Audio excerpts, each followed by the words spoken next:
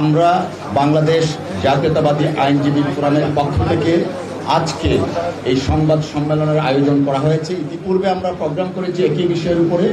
আমরা আইনজীবী সমাজ অত্যন্ত হতাশ, ক্ষুব্ধ এবং আমরা মনে করছি আইন মন্ত্রণালয় এবং স্বরাষ্ট্র মন্ত্রণালয় তারা যথাযথ দায়িত্ব পালন করছেন না বিধায় খায়রুল হক সাহেবকে এখনো আইনের আওতায় আনা হয়নি,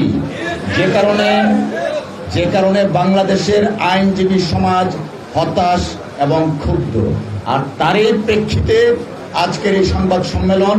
আপনারা জানেন 5 আগস্টে শেখ হাসিনা পালানোর পর এদেশের আবাল বৃদ্ধ বনিতার দাবি ছিল শেখ হাসিনার মতোই দোষী হচ্ছে খায়রুল হক। তার হাত দিয়েই জুডিশিয়াল কুর মাধ্যমে বাংলাদেশে তত্ত্বাবধায়ক সরকার ব্যবস্থা বিলোপের মাধ্যমে গণতন্ত্রকে হত্যা করা হয়েছে। শেখ হাসিনা গণতন্ত্র হত্যার জন্য যেভাবে দায়ী, ঠিক তেমনিভাবে খায়রুল হক সাহেবও দায়ী। কিন্তু অত্যন্ত পরিতাপের বিষয়, আইন মন্ত্রণালয় এবং স্বরাষ্ট্র মন্ত্রণালয় এখন পর্যন্ত তাকে আইনের আওতায় আনার কোনো ধরনের তারা কোনো পদক্ষেপ নেননি, যদিও খায়রুল হক সাহেবের বিরুদ্ধে মামলা দায়ের করা আছে। অত্যন্ত বেদনাহত হয়ে আজ আপনাদের সামনে হাজির হতে বাধ্য হয়েছি। এদেশের নিপীড়িত, নির্যাতিত রাজনৈতিক নেতাকর্মী সহ দেশের সাধারণ নাগরিকদের দীর্ঘদিনের গণতান্ত্রিক সংগ্রামের ধারাবাহিকতায় বিগত 5 আগস্ট 2024 তারিখ ছাত্র জনতার ঐতিহাসিক গণ আন্দোলনের বিজয়ের পরে আমরা নতুন বাংলাদেশের স্বপ্ন দেখেছিলাম। এখানে যে জিনিসটি আমরা লিখি নাই সেটা হচ্ছে ছাত্র জনতার সাথে, যদিও আইনজীবীরাও জনতা, কিন্তু তারপরে আইনজীবীদের ভূমিকা এই ফ্যাসিস্ট সরকারের পতনের জন্য ছিল অন্যতম, এবং তারা মামলা মকদ্দমায় জর্জরিত ছিলেন এবং জেলখানায়ও আবদ্ধ ছিলেন দীর্ঘদিন। কাজেই তাদের ভূমিকাও জাতি অস্বীকার করতে পারে না। আমাদের প্রত্যাশা ছিল ফ্যাসিবাদী শাসক যেভাবে দেশ থেকে পলায়ন করেছে, সেই ফ্যাসিবাদের দোষর উচ্চ আদালত এবং নিম্ন আদালতের বিচারক ও স্ব পদ থেকে স্বেচ্ছায় অব্যাহতি নেবেন, অথবা ছাত্র গণ আন্দোলনের মাধ্যমে গঠিত বর্তমান অন্তর্বর্তী সরকার বিচারাঙ্গনকে ফ্যাসিবাদ মুক্ত করবেন। এক্ষেত্রে সরকারের পক্ষ আইন, বিচার এবং সংসদ বিষয়ক মন্ত্রণালয়, স্বরাষ্ট্র মন্ত্রণালয় অগ্রণী ভূমিকা পালন করার কথা ছিল এবং আমরা তাই আশা করেছিলাম। প্রিয় সাংবাদিক বৃন্দ, আপনারা জানেন বিচার বিভাগের প্রত্যক্ষ সহযোগিতা পলাতক শেখ হাসিনা দেশে ফ্যাসিবাদ প্রতিষ্ঠা করেছিল। বিচার বিভাগ তাদের উপর অর্পিত সাংবিধানিক দায়িত্ব পালন করলে গণতন্ত্র ধ্বংস হতে পারত না। বাংলাদেশের বিচার বিভাগ ও গণতন্ত্র ধ্বংসের মূল কারিগর সাবেক প্রধান বিচারপতি জনাব ABM খায়রুল হক। অজ্ঞাত কারণে অদ্যাবধি তাকে গ্রেপ্তার বা বিচারের মুখোমুখি করা হয়নি, অথচ তার বিচার বাংলাদেশের জনগণের ছিল গণদাবি। এক্ষেত্রে আইন ও স্বরাষ্ট্র মন্ত্রণালয় আজ পর্যন্ত কোনো উদ্যোগই গ্রহণ করেননি। এটা খুবই দুর্ভাগ্যজনক। জাতির আশাহত হয়েছে এই কারণে। প্রিয় সাংবাদিক বৃন্দ, 5 আগস্ট 2024 পরবর্তী বর্তমানে যে সময় আপনাদের মুখোমুখি হয়েছি, ইতিমধ্যে 8 মাসের অধিক সময় অতিবাহিত হয়েছে। বর্তমানে অন্তর্বর্তী সরকার রাষ্ট্রের দায়িত্ব গ্রহণের পরপর সুপ্রিম কোর্টের আপিল বিভাগ, ছাত্র জনতা এবং গণতন্ত্রকামী আইনজীবীদের আন্দোলনের মুখে ফেসিবাদ মুক্ত হয়। কিন্তু সুপ্রিম কোর্টের হাইকোর্ট বিভাগ অদ্যাবধি ফেসিবাদ মুক্ত হয়নি।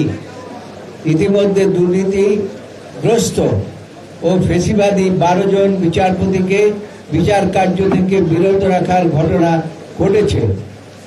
আমরা এই পদক্ষেপকে ইতিবাচক হিসাবে গ্রহণ করেছিলাম।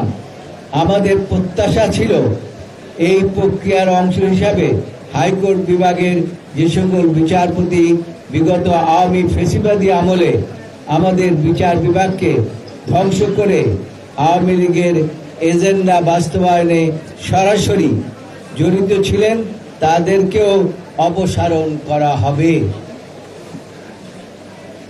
প্রিয় সাংবাদিক ভাই ও বন্ধুগণ, আপনাদের নিশ্চয়ই মনে আছে 2018 সালে জাতীয় সংসদ নির্বাচনের আগে বিএনপি চেয়ারপারসন বেগম খালেদা জিয়া সহ বিভিন্ন সিনিয়র নেতৃবৃন্দকে নির্বাচনে অযোগ্য ঘোষণাকারী বিচারপতি বহাল তবিয়তে রয়েছেন, অথচ নির্বাচনে অংশগ্রহণ করাটা ছিল তাদের প্রত্যেকের সাংবিধানিক অধিকার।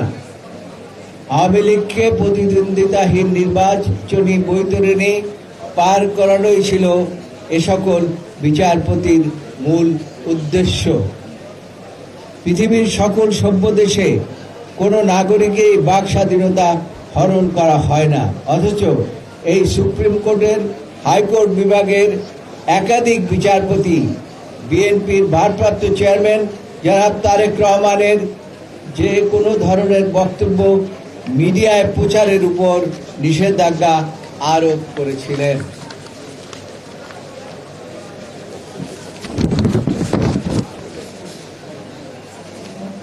এই আরোপ করেছিলেন একজন বিচারপতি।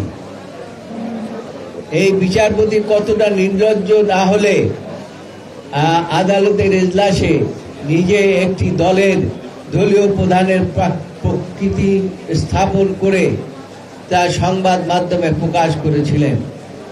অতীতে সুপ্রিম কোর্টের এজলাসে ভাঙচুর, প্রধান বিচারপতির দরজায় লাথি মেরেছে এমন নির্লজ্জ দলীয় ক্যাডার ও বিচারপতি হিসাবে বহাল রয়েছেন।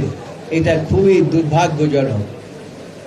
আমাদের ভাবতে অবাক লাগে, দেশের জনপ্রিয় রাষ্ট্রপ্রধান এবং স্বাধীনতার মহান ঘোষক শহীদ রাষ্ট্রপতি জিয়াউর রহমানকে ডাকাত দলের প্রধান হিসাবে আখ্যাদানকারী বিচারপতিও বিচার কার্যে এখনো নিযুক্ত রয়েছেন। প্রিয় সাংবাদিক বৃন্দ, আপনাদের নিশ্চয়ই মনে আছে বিগত ফেসিবাদী হাসিনা সরকার তার অবৈধ ক্ষমতাকে দীর্ঘায়িত করার জন্য নগ্নভাবে আদালতকে ব্যবহার করেছিল। উচ্চ আদালত এবং অধস্তন আদালতের বিচারকদের নির্লিপ্ত প্রত্যক্ষ সহযোগিতায় এই দায় এড়াতে পারেন না। সারা দেশে হাজার হাজার বিরোধী দলীয় নেতাকর্মী ও সাধারণ নাগরিককে মিথ্যা মামলায় আটক আদেশ প্রদান এবং রিমান্ডে নিয়ে নির্যাতনের আদেশ প্রদান, এমনকি আইনশৃঙ্খলা রক্ষাকারী বাহিনীর গুম খুনের সহযোগিতা হিসাবেও নির্লজ্জ আদেশ প্রদান করেছেন অধস্তন আদালতের কিছু উচ্চাভিলাষী বিচারক। তাদের অধিকাংশের বিরুদ্ধে ঘুষ, দুর্নীতি, সুনির্দিষ্ট অভিযোগ রয়েছে।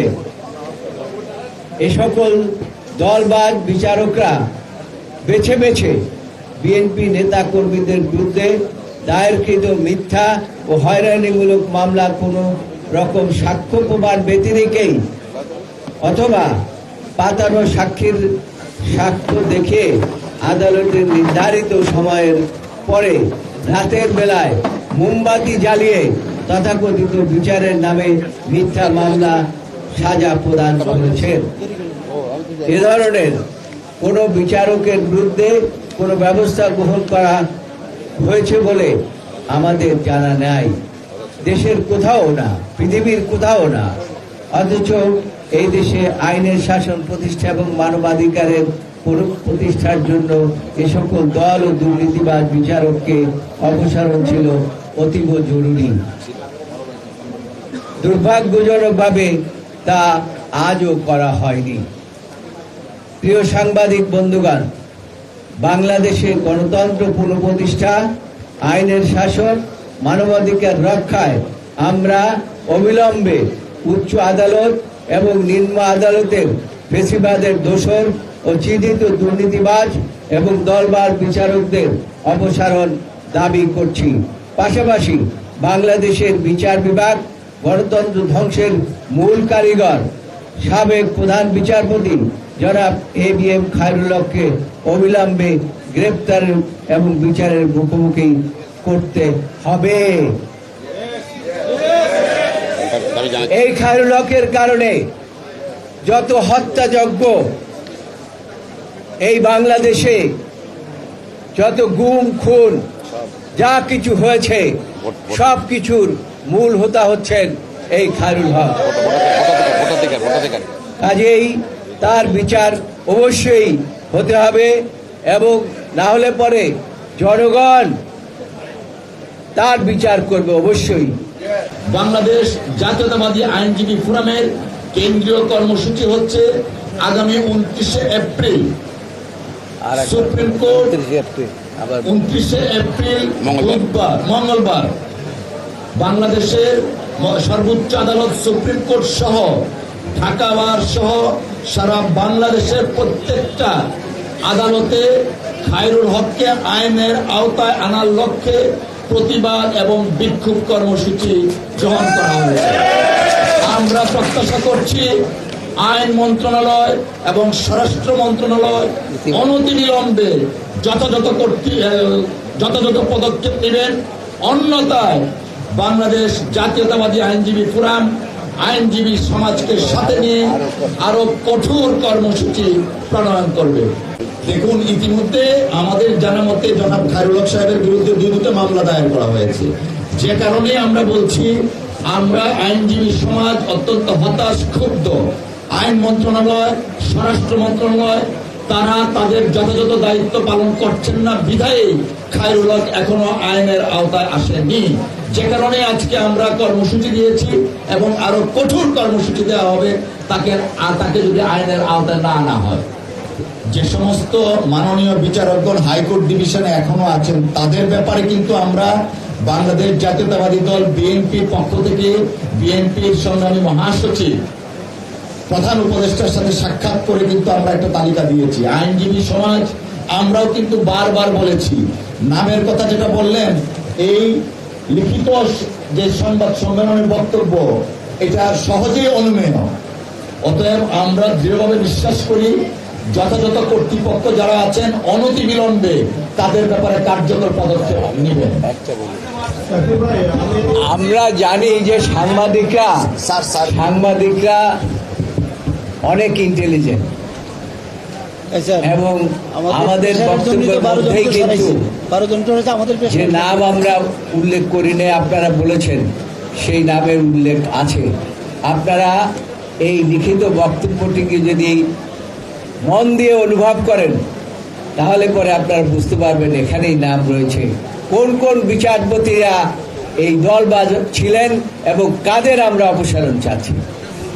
আপনার যে প্রশ্ন, আমরা চাপ প্রয়োগ করছি, আমরা কিন্তু চাপ প্রয়োগ করি না। আমরা আইনের শাসনে বিশ্বাস করি। আইনজীবীরা আইনের শাসন, মানবাধিকার, গণতন্ত্রে বিশ্বাস করে এবং বিচার বিভাগ স্বাধীনভাবে দায়িত্ব পালন করুক, এটাই চায়। আমরাও সেটাই চাই এবং আমরা এতদিন অপেক্ষা করেছিলাম যে তারা এই বিষয়ের উপরে আইন মন্ত্রণালয়, স্বরাষ্ট্র মন্ত্রণালয় প্রয়োজনীয় ব্যবস্থা গ্রহণ করবেন। প্রয়োজনীয় ব্যবস্থা গ্রহণ করেননি বলেই আজকে আপনাদের সামনে আমাদের উপস্থিত হতে হচ্ছে।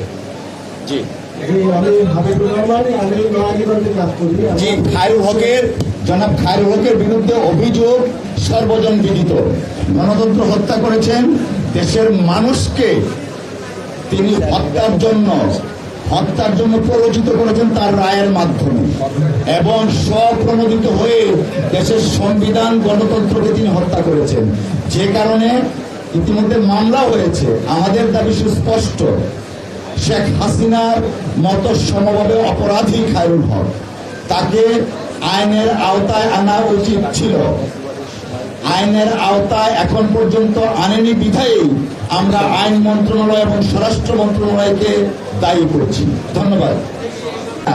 তার এই রায়ের পরে গণতন্ত্র যেভাবে হত্যা হয়েছে, ঠিক শেখ হাসিনার ফেসিবাদকে প্রতিষ্ঠিত করেছে তার এই রায়।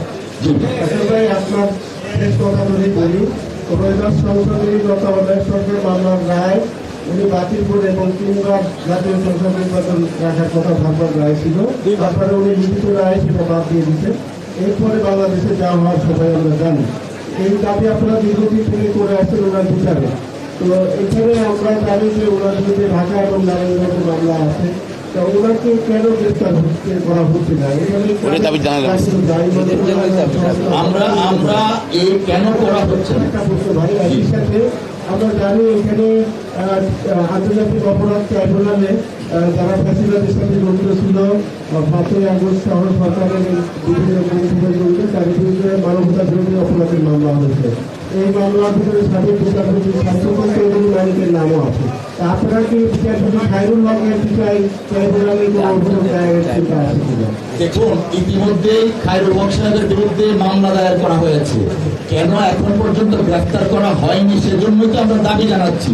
এবং সাংবাদিক বন্ধুদেরকে আমরা অনুরোধ জানাবো, আজকে আমাদেরকে যেভাবে জিজ্ঞাসা করেছেন, মাননীয় আইন উপদেষ্টা এবং স্বরাষ্ট্র উপদেষ্টাদেরকে জিজ্ঞেস করা উচিত, কেন এখন পর্যন্ত গণতন্ত্র হত্যাকারী ফেসিবাদের প্রতিষ্ঠাকারী খায়রুল হককে কেন এখন পর্যন্ত এই সরকার গ্রেফতার করা হয়নি। এই সরকার প্রতিষ্ঠিত হয়েছে ফেসিবাদ পতনের পর, তাদের প্রথম দায়িত্ব ছিল খায়রুল হককে আইনের আওতায় আনার জন্য। ধন্যবাদ।